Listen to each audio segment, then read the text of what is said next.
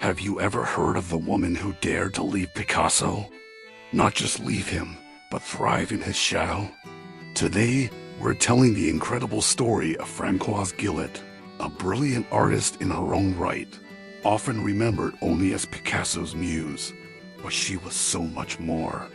Born in 1921 near Paris, Francoise was a force of nature from the start. Her path was set for law, but her heart belonged to art. Imagine being 21 years old in Nazi-occupied Paris, and you meet the world's most famous artist, Pablo Picasso. He was 61. This meeting sparked a decade-long turbulent relationship. Francoise wasn't just a passive observer.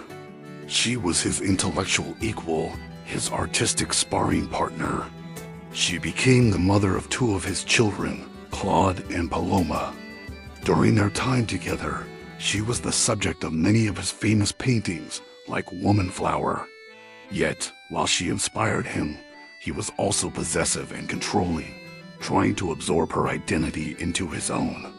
Picasso famously told her, "No woman leaves a man like me," but Francoise did. In 1953, she took her children and walked away. It was an act of incredible bravery. Picasso, furious, used his immense power to blacklist her from the Parisian art scene. Galleries that once welcomed her suddenly shut their doors. He even tried to block their children from using his last name. But Francoise Gilot was a survivor. She refused to be erased. She moved to America and rebuilt her life and career. She continued to paint, evolving her style and exhibiting her work internationally. She found love again, marrying the brilliant scientist Jonas Salk, the man who developed the polio vaccine. It was a partnership of equals, a stark contrast to her life with Picasso.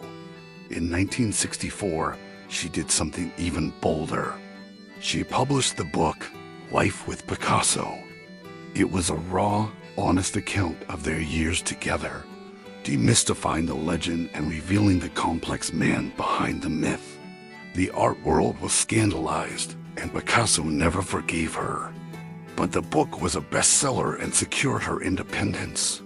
Francoise Gilot lived to be 101 years old, painting and creating almost until her final days.